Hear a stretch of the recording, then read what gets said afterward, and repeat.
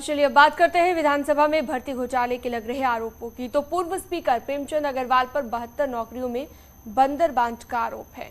इससे पहले स्पीकर रहे गोविंद कुंजवाल पर भी 158 लोगों की गलत नियुक्ति का आरोप है। अब इस पर कुंजवाल ने बड़ी बात कह दी है। गोविंद कुंजवाल ने न्यूज 18 से एक्सक्लूसिव बातचीत में माना है कि स्पीकर रहते हुए उन्होंने अपने बेटे और बहू को नौकरी दी, साथ ही अपने रिश्तेदारों को नौकरी दी, लेकिन ये सब कुछ नियमों के तहत होने का दावा किया।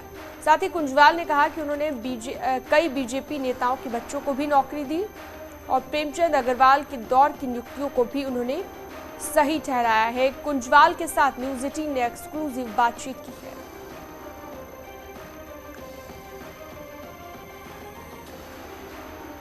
लोगों की लिस्ट है कि मेरे पास है, जिसमें स्वाति कुंजवाल का नाम है, प्रदीप कुंजवाल का नाम है, स्वप्निल कुंजवाल का नाम है, धर्मेंद्र सिंह भंडारी, आलम बगड़वाल, ये सब ये बताया जा रहा है कि इसमें स्वाति कुंजवाल का जो पहला नाम है प्रोटोकॉल अधिकारी बताई जा रही है और ये बताया जा रहा है कि ये आपकी बहू हैं और उसके अलावा प्रदीप कुंजवाल का नाम बताया जा रहा है कि ये आपके पुत्र हैं। देखिए, मैं मानता हूँ मैंने जो बेरोजगार लोग थे वो कहीं के भी थे कि जहाँ से मेरे पास आए उनको मैं भरने का काम किया।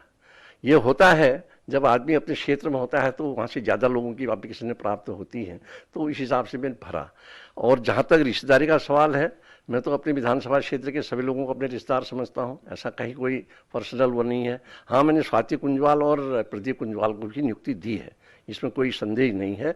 वो भी बेरोजगार थे और जब मैं 150 लोगों को भर रहा था उस समय मैंने उनको भी नियुक्ति दी, लेकिन नियमानुसार दी, जिनको फिर हाई कोर्ट में भी डिस्कशन हुआ है, हाई कोर्ट ने भी इसको वैध माना है। ये कहा गया है कि विधानसभा को चलाने के लिए अगर कहीं पर आवश्यकता पड़ती है तो स्पीकर नियुक्तियां तदर्थ में कर सकते हैं। यानी जो आप कह रहे हैं कि प्रेमचंद अग्रवाल ने जो नियुक्तियां करी वो भी ठीक की?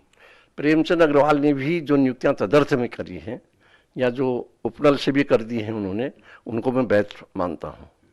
लेकिन उनके यहाँ एक जो कमी मैं महसूस करता हूँ वो कमी यह है कि उन्होंने पहले विज्ञप्ति जारी करी सारे पदों की और उस विज्ञप्ति के बाद जो प्रार्थना पत्र आ रहे थे उसी बीच में उन्होंने तदर्थ और आउटसोर्स से भी लोगों को भर दिया। शैलेंद्र नेगी, न्यूज 18 हल्द्वानी।